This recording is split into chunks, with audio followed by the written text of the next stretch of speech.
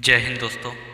UPSC rank 9th Apala इन्होंने एक record कायम किया है इस बार के यूपीएससी में, क्योंकि यूपीएससी में जो इंटरव्यू होता है वो 275 मार्क्स के होते हैं और कोई बंदा कितना ला सकता है। अगर 200 भी ला दिया तो समझ लो कि वो बहुत बेहतर मार्क्स है, वो हाईएस्ट मार्क्स है। डॉक्टर अपाला ने रिकॉर्ड ब्रेक किया और इन्होंने इस बार 215 लेकर आई है। यूपीएससी के इंटरव्यू में ये अब तक का सबसे ज़्यादा हाईएस्ट मार्क्स है। मंगलवार को जब यूपीएससी का रिजल्ट आया और इनका 9th रैंक आया तो हाईएस्ट मार्क्स आया इनका इंटरव्यू में, जो अब तक का रिकॉर्ड रहा 215 नंबर। अभी तक इंटरव्यू में 212 मार्क्स आए थे, वो भी पिछले साल आए थे, और इस बार इन्होंने 215 मार्क्स लाके वो पिछला वाला रिकॉर्ड तोड़ दिया। डॉक्टर अपाला मिश्रा, इनका ये कहना है कि इनका जो इंटरव्यू चला था वो 40 मिनट तक चला था और इन्होंने तकरीबन सारे सवालों के जवाब दिए थे। इनका ये कहना था कि ये थोड़ी नर्वस थी, हालांकि नर्वस तो हर कोई रहता है इंटरव्यू के पहले, लेकिन इन्होंने अपना सेल्फ कॉन्फिडेंस यूज़ किया और वो इनके लिए बहुत ज़्यादा बेनिफिट रहा।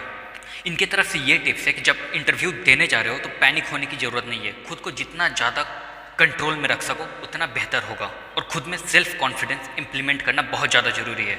इनके पिताजी आर्मी में थे, इसलिए इनमें सेल्फ कॉन्फिडेंस की कमी नहीं थी, और ये अपने पिताजी से काफ़ी आर्मी के बारे में पूछती थी कि आर्मी में कैसे होता है, क्या चीज़ें कैसे हैंडल की जाती है।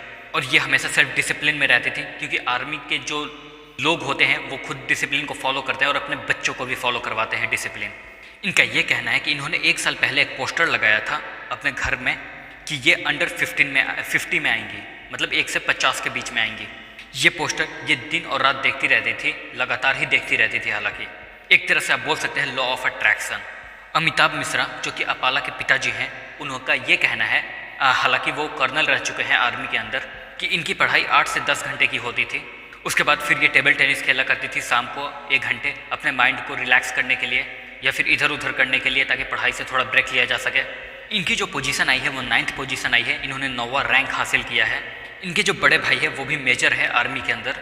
इनकी माताजी प्रोफेसर है, वो भी faculty of Hindi Delhi university में। डॉक्टर अपाला मिश्रा की जो पढ़ाई है वो क्लास 10th देहरादून से हुई थी और 11th 12th दिल्ली से हुई थी। ये डॉक्टर भी है और बैचलर डिग्री इनको dental surgery from the dental college of army college of dental science of Hyderabad से मिली है। तो ये एक डेंटिस्ट थी।